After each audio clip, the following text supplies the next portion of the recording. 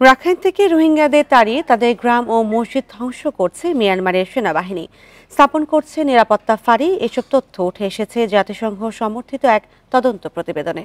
New ইয়র্কে রোহিঙ্গা সংকট নিয়ে উচ্চ পর্যায়ের বৈঠকের একদিন আগে এই প্রতিবেদন প্রকাশ হলো। বান্ডেল থাকলে প্রতি সেনমানিতে টাকা বাঁচবে। বিকাশ সেনমানি বান্ডেল কিনে জিতুন প্রতি লেনদেনে। আর এ নিয়ে আলোচনা করতে রাজধানীর কাকরাইল থেকে আমাদের সঙ্গে যোগ দিচ্ছেন রাজশাহী বিশ্ববিদ্যালয়ের আন্তর্জাতিক সম্পর্ক বিভাগের সাবেক সভাপতি ডক্টর সৈয়দ আব্দুল্লাহ আল মামুন। আব্দুল্লাহ আল মামুন, আপনাকে স্বাগত। প্রথমেই যে বিষয়টা আমি জানতে চাচ্ছি যে দীর্ঘ ৮ বছর ধরে রোহিঙ্গা প্রত্যাবাসন নিয়ে আলোচনা চললেও কোনো সমাধান আসেনি। রোহিঙ্গা সংকট সমাধানের মূল চ্যালেঞ্জগুলো আসলে কি কি? দেখুন, রোহিঙ্গা ইস্যুটি এখন একটা আন্তর্জাতিক মানে আলোচনার টেবিলে চলে গেছে। আমাদের এই যে সমস্যাটা শুরু থেকে যেভাবে শুরু হয়েছিল, এটা হলো মিয়ানমারের অভ্যন্তরস্থ একটা জাতিগত সমস্যা। এবং মিয়ানমারের অভ্যন্তরস্থ যতগুলো জাতি আছে এবং সরকার এবং বিবদমান যে আরাকান আর্মি, সবাই কিন্তু এটা ইতিমধ্যে স্পষ্ট করে দিয়েছে যে রোহিঙ্গা এই জাতিটাকে তারা ওই জায়গাতে থাকতে দিতে রাজি নয়। অর্থাৎ এটা কিন্তু দীর্ঘমেয়াদী একটা পরিকল্পনার অংশ হিসেবে একটা জাতিগত নির্মূলের প্রক্রিয়াতে রোহিঙ্গার মিয়ানমারের সবগুলো গোষ্ঠী একমত। এখন আমাদের যে জিনিসটা প্রয়োজন ছিল যে মূল জায়গাটা রিপ্যাট্রিয়েশনের উপরে জোর দেয়া, কিন্তু দীর্ঘদিন যাবৎ আমরা যেটা করতে পারিনি সেটা হলো যে আমরা হিউম্যানিটেরিয়ান অ্যাক্টিভিটিস এর উপরে জোর দিয়েছি এবং আন্তর্জাতিক সম্প্রদায় কিন্তু এইখানে হিউম্যানিটেরিয়ান কর্মসূচির উপরে যতটা জোর দিচ্ছে, কিন্তু তাদের রিপ্যাট্রিয়েশনের উপরে কাউকেই আগ্রহ দেখা যাচ্ছে না। এবং এরই অংশ হিসেবে আমরা দেখতে পাচ্ছি যে মিয়ানমারের সরকার কিন্তু এখানে একটা কৌশলগত অবস্থান নিয়েছে।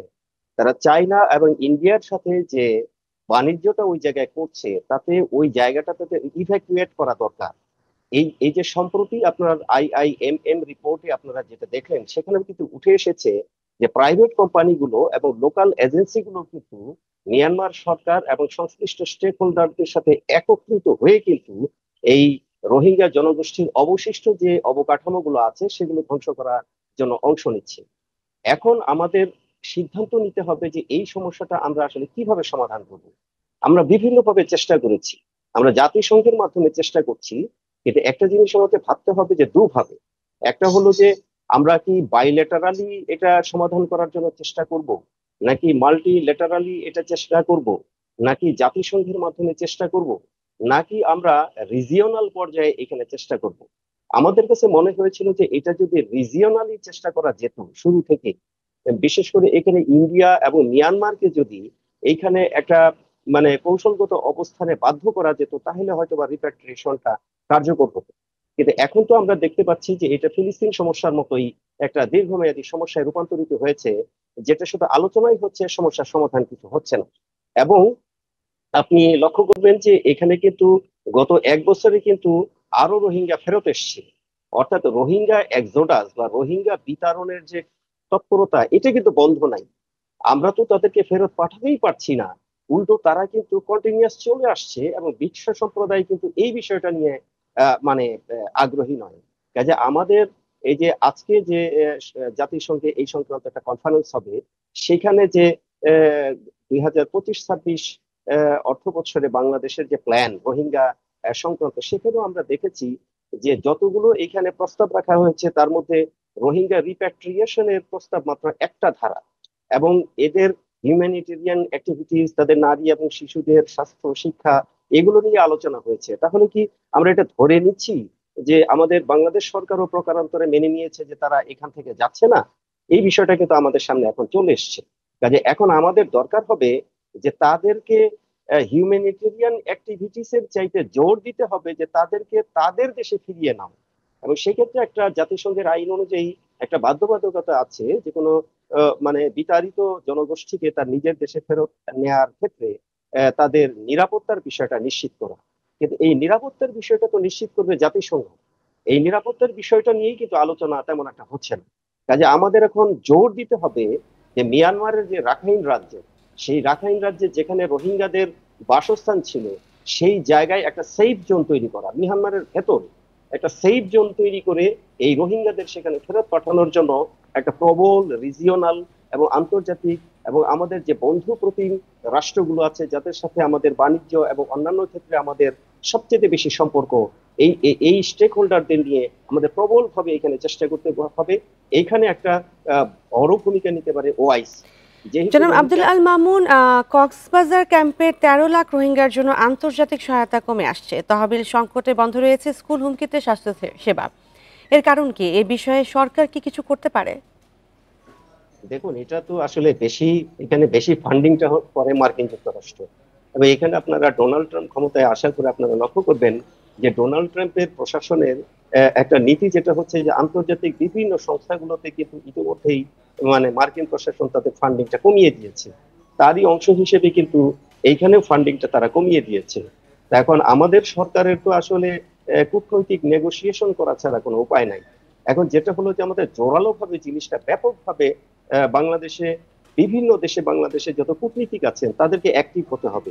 বাংলাদেশকে বিশ্বব্যাপী এই রোহিঙ্গা সমস্যাটাকে একটা মানে 1 নাম্বার সমস্যা বাংলাদেশের জন্য। অবশ্যই এটা এখন একটা 1 নাম্বার সমস্যা হয়েছে, কারণ আমাদের একটা সিকিউরিটি সমস্যা হয়ে যাচ্ছে। এখানে যদি খাদ্য সমস্যা হয়, এখানে যদি যে এইড এজেন্সি গুলো কাজ করছে তারা যদি প্রপারলি তাদের সাপোর্টটা দিতে না পারে, তাহলে বিপুল জনগোষ্ঠী এখানে কি হবে? সেখানে তো সিকিউরিটি হবে, সেটা তো স্পিল আউট হবে, এবং সেখান থেকে তারা কিন্তু ক্যাম্পের মধ্যে তখন তারা সীমাবদ্ধ থাকবে না। এটা বাংলাদেশের বিভিন্ন অঞ্চলে কিন্তু তারা ছড়িয়ে পড়বে। তা আমাদের এই ছোট একটা রাষ্ট্র, আমাদের যে সিকিউরিটি সিস্টেম এবং আমাদের যে ক্যাপাবিলিটি, সেটা কি আমরা মানে রক্ষা করতে পারবো কিনা? সুতরাং বাংলাদেশ সরকারের এখন একটা প্রাইম ডিসিশন বা প্রাইম সিদ্ধান্ত হবে যে তার যে বিভিন্ন দেশে যে কূটনৈতিক সংস্থাগুলো আছে, এমবাসি গুলো আছে, সেগুলোকে অ্যাক্টিভ করা এবং বিভিন্ন রাষ্ট্রকে এটা বোঝানো যে এইটা আর বাংলাদেশ এই বোঝাটা নিতে পারছে না। 8 বছর যাবত আমরা এই বোঝাটা বহন করেছি, এবং এটা আমার নিজের দেশের জন্যই আমাদের বর্তমানে যে ইকোনমিক ক্রাইসিস, বর্তমানে আমাদের দেশের যে সমস্যাগুলো, এগুলো বিশ্ব সম্প্রদায়ের কাছে তুলে ধরতে হবে। বিশ্ব সম্প্রদায়কে বোঝাতে হবে যে আমরা নিজেরাই নিজেদের মানে অর্থনৈতিক অসামর্থ্যের জন্য আমরা আমাদের জনগণকে প্রোভাইড করতে পারছি না শিক্ষা, স্বাস্থ্য এবং জরুরি প্রয়োজনগুলো। সুতরাং এই বিপুল জনগোষ্ঠীকে আমরা কিভাবে সাপোর্ট দিব? তো এটা আমার মনে হয় যে কয়েকটা ধাপে কাজ করতে হবে। প্রথম ধাপ হচ্ছে আমাদের বাংলাদেশের বিভিন্ন দেশে এমবাসি গুলোকে জরুরি ভিত্তিতে এই প্রসঙ্গে অ্যাক্টিভ করতে হবে, যেন প্রত্যেকটা দেশের থেকে একটা চাপ যায় মিয়ানমারের উপর। দ্বিতীয়ত হলো আমাদের রিজিওনাল অ্যাক্টরদের সঙ্গে আমাদের এই বিষয় নিয়ে জরুরি ভিত্তিতে কাজ করতে হবে। বিশেষ করে ইন্ডিয়া এবং চায়নার সঙ্গে এই বিষয়টা নিয়ে আমাদের গভীরভাবে আলোচনা করতে হবে। তৃতীয়ত জাতিসংঘের মাধ্যমে, যেহেতু আমাদের বর্তমান প্রধান উপদেষ্টা একজন গ্লোবাল সিটিজেন, তিনি গ্লোবাল নোবেল লরিয়েট, তিনি চেষ্টা করতে পারেন তার যে পার্সোনাল ইন্টার কানেক্টিভিটি আছে বিভিন্ন লবিস্ট গ্রুপ এবং বিভিন্ন সংস্থাগুলোর সাথে আন্তর্জাতিক, তাদেরকে তিনি অ্যাক্টিভেট করতে পারেন কিনা এই বিষয়টার উপর। এই সামরিকভাবে এবং বাংলাদেশের যে সমস্ত মানুষ পৃথিবীর যে জায়গায় আছে প্রত্যেকটা নাগরিককেই যারা বিভিন্ন রাষ্ট্রে রাষ্ট্রে ছড়িয়ে আছেন তাদেরকেও কিন্তু এগিয়ে আসতে হবে এই বিষয়টা নিয়ে জোরালো আলোচনা করার জন্য। আমি সর্বশেষ যে প্রশ্নটি করতে চাচ্ছি যে অনেকে বলছেন রোহিঙ্গাদের মূলধারার যুক্ত করা না হলেও তারা আনুষ্ঠানিকভাবে বিভিন্ন অর্থনৈতিক কাজে যুক্ত, এই বিষয়ে সঠিক পদক্ষেপ কি হতে পারে আপনি মনে করছেন? এটা তো একটা বড় সমস্যা হয়ে গিয়েছে, কারণ হলো যে তারা কিন্তু স্পিল আউট হয়ে গিয়েছে অলরেডি। এটা কিন্তু ওটা ওপেন সিক্রেট। এখন এটা আমাদের নাগরিক সচেতনতা বৃদ্ধি করতে হবে, কারণ হলো যে এই ধরনের সমস্যা শুধুমাত্র কোনো একটা রাষ্ট্রের সরকার এবং তার বাহিনী দিয়ে সমাধান করা যায় না। কারণ হলো যে সরকার হয়তো কড়াকড়ি করছে যে তাদেরকে ক্যাম্পের বাইরে যেতে দিবে না, বিভিন্ন কর্মকাণ্ডে অংশগ্রহণ করতে দিবে না বা ওয়ার্ক পারমিট দিবে না। এখন জনগণের একটা অংশ যদি এখানে আবার তাদের ক্ষুদ্র ক্ষুদ্র গোষ্ঠীর স্বার্থে এই সুযোগগুলো সৃষ্টি করে, তাহলে কিন্তু সরকারের পক্ষে এই জিনিসটা মোকাবেলা করা সম্ভব না। এই জন্য আমার মনে হয় এটার জন্য একটা বড় ধরনের ন্যাশনাল ক্যাম্পেইন দরকার। এটা সরকারি পর্যায়ে বড় ধরনের ন্যাশনাল ক্যাম্পেইন দরকার, যাতে করে জনগণ যে কোনো জায়গায় রোহিঙ্গাদের দেখলেই যেন মানে আইন শৃঙ্খলা বাহিনীকে খবর দেয় এবং সংশ্লিষ্ট কর্তৃপক্ষকে খবর দেয় যে তারা এইখানে কিভাবে আসলো। এবং পাশাপাশি আমাদের সাধারণ জনগণ, আমরা মনে করি যে অনেকেই কিন্তু রোহিঙ্গাদের যার যার ডোমেস্টিক ওয়ার্কার হিসেবে গ্রহণ করছে বলে আমরা বিভিন্ন নিউজে খবর পাচ্ছি। কাজেই আমাদের এখানে ব্যাপকভাবে জনসচেতনতা সৃষ্টি করা দরকার, যে আমরা হয়তো অনেকে মানবীয় দৃষ্টিকোণ থেকে দেখে তাদেরকে ডোমেস্টিক ওয়ার্ক এবং অন্য কাজে যুক্ত করছি রাষ্ট্রীয় আইনের বিরুদ্ধে। কিন্তু আমাদের বুঝতে হবে যে রাষ্ট্রের ডিসিশনের বাইরে গিয়ে জনগণ কিন্তু রাষ্ট্রের জন্য কোনো কল্যাণ বয়ে আনতে পারে না। আপনাকে ধন্যবাদ। আমাদের সঙ্গে যুক্ত হয়েছিলেন ডক্টর সৈয়দ আব্দুল্লাহ আল মামুন।